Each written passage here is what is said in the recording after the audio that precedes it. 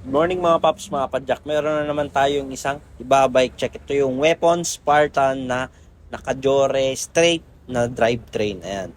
Maulang araw sa atin. Yan. Kahit maulan, meron tayong ibinibuild na bagong bike. Yan. Isa-isahin natin yung mga parts na ito kung sulit nga ba yung binild natin at yung sa presyo niya.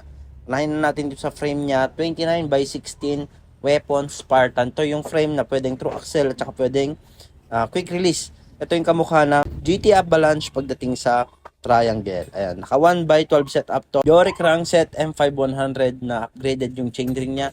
Alloy na, tsaka naka narrow wide. Dito naman tayo sa chain niya. M6100 chain.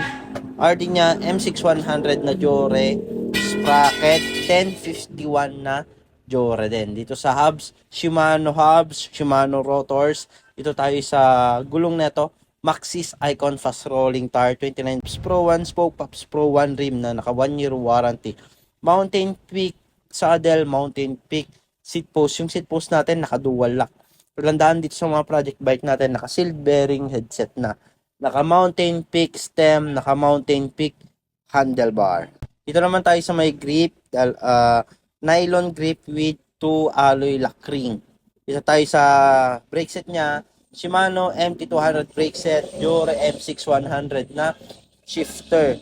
Mountain Peak Air Force, napakaganda rin ng rebound niya, napaka-responsive.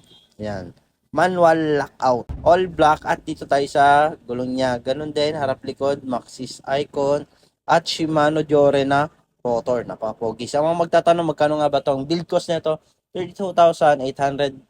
Nakasil tayo ngayon dito sa shop, pinebenta na lang natin ng 29,900. Kung gusto niyo yung makita or test drive dito, bike, visit lang kayo dito sa Pops Bike Shop. Marami tayong mga parts at mga bike na pwede niyong pagpilian dito sa loob. Kaya maraming salamat sa patuloy na pagsuporta dito sa Pops Bike Shop. Thank you! Mga nasa malalayong lugar naman na gusto magpakita ng suportas dito sa Pops Bike Shop at gusto mag-order, ayan, visit lang kayo dito sa mga legit account namin. Dito lang kayo pwedeng makipag-transact para legit at di kayo may scam.